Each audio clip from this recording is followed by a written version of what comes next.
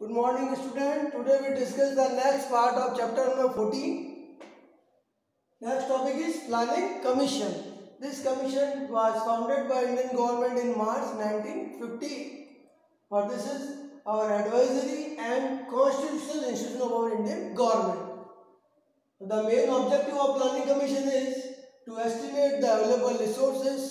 जो हमारे पास resources है उनका estimate लगाना, फिर उसकी अवेलेबिलिटी को सिक्योर करना या इंक्रीज करना एंड रिसोर्सेज के सेंसिबल यूज के लिए प्लान फॉर्म करना, fix various objective and target for economic development in India and suggest the favourable distribution of resources. तो प्लानिंग कमीशन के फॉलोइंग ऑब्जेक्टिव है. फर्स्ट है estimate the available resources, second है increase the availability of resources, third है to form plans for sensible use of the resources, fourth है fix various objective and targets for economic development and suggest the favorable distribution of resources. Next topic है बेटा National Development Council.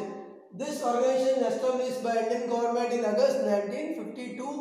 ये again Bharat सरकार की advisory और constitutional institution है और state के जो चीफ मिनिस्टर है और यूनियन टेरिटरी के जो लेफ्टिनेंट गवर्नर है वह भी इसके मेंबर्स होते हैं.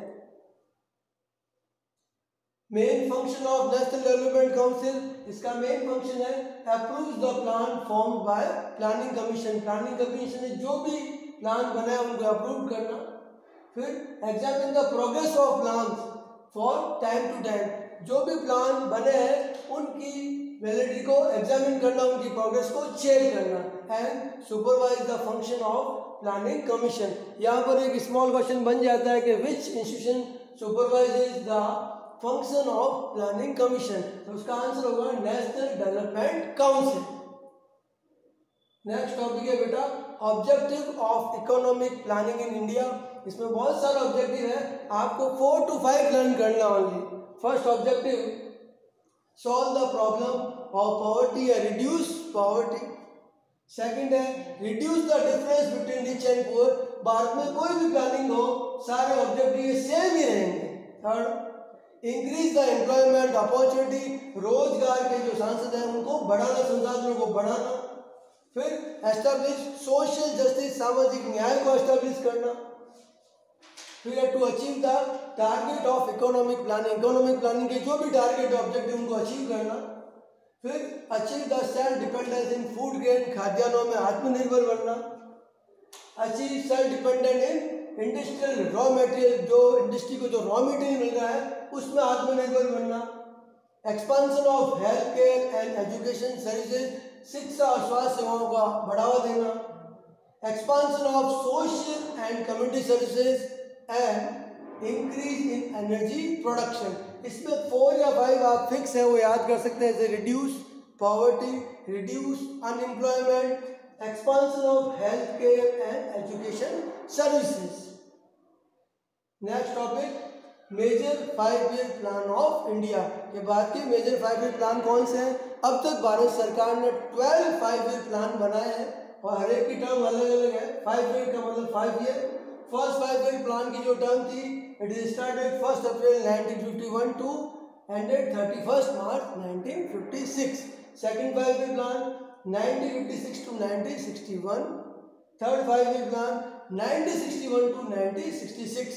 बट ड्यू टू इंडो-पाक वार और countries offering of drought fourth 5-year plan actual time पर स्टार्ट नहीं हो पाया. तो फोर्थ 5-year प्लान की टर्म लेट है, वो स्टार्ट होता है 1 April 1969 टू March 1974. फिर fifth 5-year plan 1974 to 1979. Six 5-year plan का टर्म है April 1982 March 31 March 1985. Seven 5-year plan 1985 to 1990. Eight 5-year plan 1992 to 1997. 9th 5-year plan 1997 to 2002. 10th 5-year plan started 1 April 2002 to March 2007. 11 is April 2007 to March 2012. और जो last बार का 5-year plan है वो 12th 5-year plan है. ये 1 April 2012 को start हुआ और 31 March 2007 को एंड.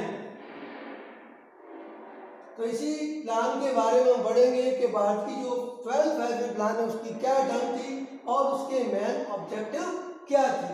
तो इसका जो टर्म था वो 1 अप्रैल 2012 to 31 March 2007।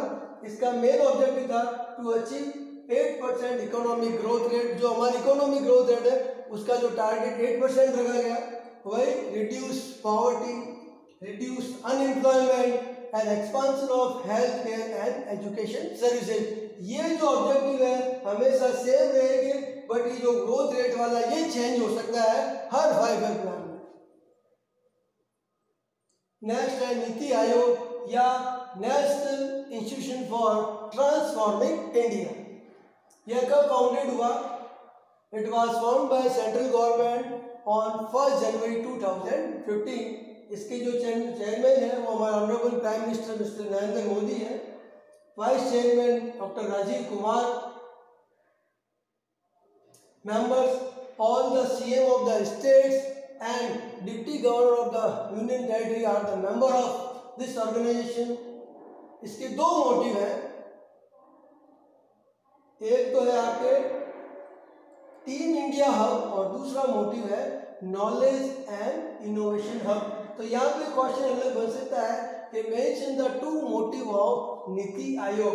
They are two motive of NITI Aayog, first is team India hub and second is knowledge and innovation hub. अब टीम इंडिया हब का क्या वर्क है? It work for integrating the state government with the central government. राज्य सरकार और केंद्र सरकार को इंटीग्रेट करना, एक साथ भारत के विकास के लिए जोड़ना, ये इसका मेन काम है। तो integrating the state government with central government. और नॉलेज और इनोवेशन हब का क्या वर्क है?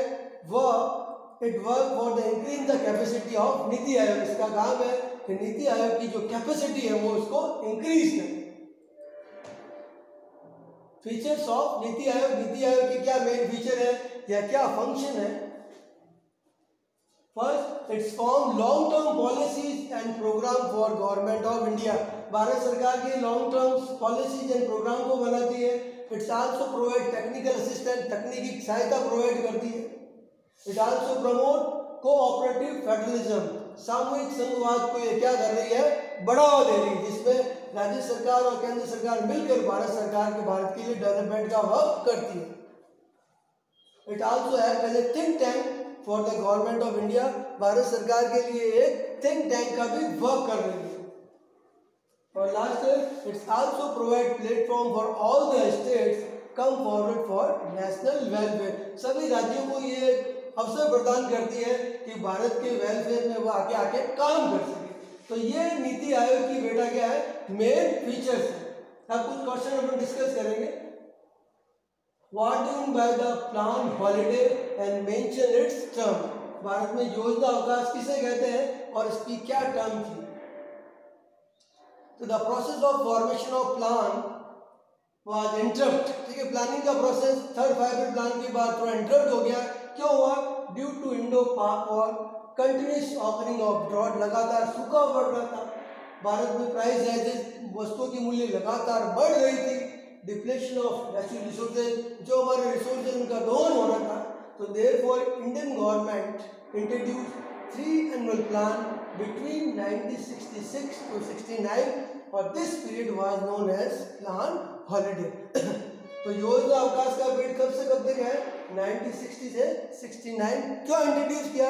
ड्यू टू इंडो पाक war, continuous offering of drought, due to continuous increase in price rises and depletion of natural resources. Next question है, what do mean by the rolling plan. ये भी 78 से 80 के बीच में रोलिंग प्लान या continuous plan या परपेचुअल प्लान भी आया था। Under this plan a current plan is updated and edited। इस प्लान के अंदर जो करंट प्लान चल रहा है उसको अपडेट करते हैं या एडिट करते हैं after certain period of time. And under this plan changes are made. किस किस चीज में चेंजेस होते हैं? उस प्लान के टारगेट्स में, रिसोर्सेज के एस्टिमेट्स में और उस प्लान की ड्यूरेशन में। उससे अपन क्या कहते हैं? Rolling plan, continuous plan and perpetual plan. और ये 1970 से 80 के बीच में हुए थे। Which country had adopted the system of economic planning and when? World में सबसे पहले किस देश ने प्लानिंग के कॉन्सेप्ट को अडॉप्ट किया था? ये था आपके सोवियत यूनियन या प्रेजेंट में रशिया कहते हैं इन 1928 अपने डेवलपमेंट के लिए।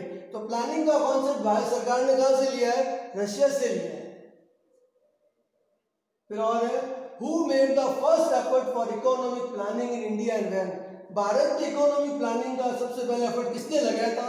वो भी आजादी से पहले लगा लिया था और उस व्यक्ति का नाम था एम विश्वेश्वरैया इन 1934। और उन्होंने जो प्लानिंग का जो कॉन्सेप्ट दिया था अपनी बुक में दिया, उस बुक का नाम था प्लांट इकोनॉमी ऑफ इंडिया। तो यहाँ पे दो क्वेश्चन बन सकते हैं, who was the writer of plant economy of India and who made first effort for economic planning in India? तो आंसर क्या होगा? एम विश्वेश्वरैया। और उनकी बुक का नाम क्या है? Plant economy of India. Which government, कुछ क्वेश्चन है क्योंकि इस चैप्टर में से वन वर्ड या 1 मार्क्स के ही क्वेश्चन आते हैं, वो भी 3 आएंगे। तो वो which government ended continuous plan और परपेचुअल प्लान? तो in 1980 Congress government ended continuous plan and announce 6 5-year plan from 1 April 1980 to 31 March 19 क्या आएगा बताइए? 1985। तो ये बेटा ये चैप्टर का पार्ट एंड हो रहा है। मैंने जो नोट्स दिए उसमें कुछ क्वेश्चन नहीं है, तो आपको मैं पीडीएफ भेजूंगा, तो आप उस पीडीएफ से इन क्वेश्चंस को आप राइट कर लेना और मेंशन कर लेना, ठीक है। बार बार कह रहा हूँ इस चैप्टर से 1 मार्क्स के 3 क्वेश्चन आएंगे और this chapter score 3 marks in board examination. Thank you student.